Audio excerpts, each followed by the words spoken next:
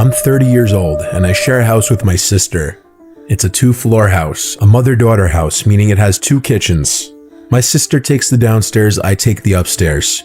My sister isn't home a lot because she often stays with her boyfriend who lives 20 miles away.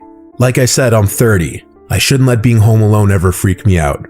But admittedly, sometimes it does. This happened on a night that I was home alone in my living room watching a scary movie. My part of the house is an open layout, so the living room, dining room, and kitchen are all one big space. My couch is in the middle of the space, so as I watch TV on the couch, my back is to a large part of the room behind me. So for those a little more easily spooked, it wouldn't be the most comfortable place to be sitting alone watching a scary movie. I'll admit, as I watched in the dark room with nothing but the light from the TV to cancel the darkness of the room, I found myself glancing over my shoulder a lot.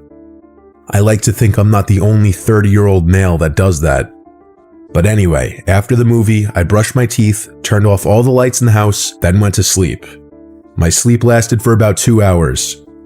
I woke up around 1 a.m., and I wasn't sure why I woke up at first. Then I heard a voice downstairs. It sounded like my sister. It sounded like she was inside the house, so it's not like she was calling for me to open the door.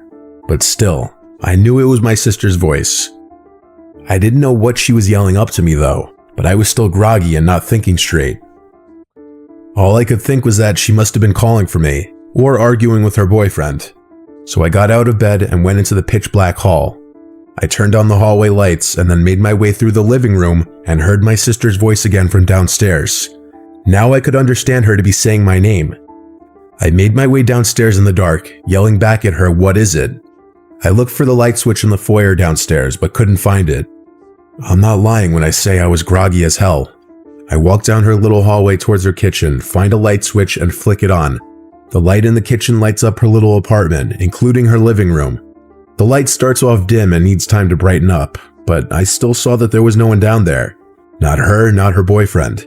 I went to her bedroom, but it was empty. I called her name really loudly one time. No one called back. But shortly after I yelled, I heard something drop to the floor in my sister's bedroom, which I had just checked and it was empty. I went back up the stairs like a little kid and went back to my bed to where my phone was. I tried to call her a few times, but she didn't pick up. I had myself locked in my room, wondering if I had just hallucinated all of that.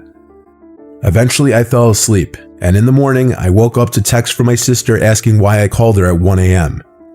I asked her if she was home last night, and she told me no, she was currently staying at her boyfriend's house.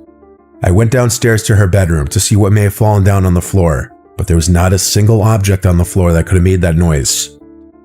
I'm led to believe I hallucinated everything I heard that night, but that's what I want to believe, because the alternative would be much more horrific. But I've never really hallucinated anything else or had any kind of sleep disorders, so how vividly I heard my sister's voice and that sound in her room really freaks me out.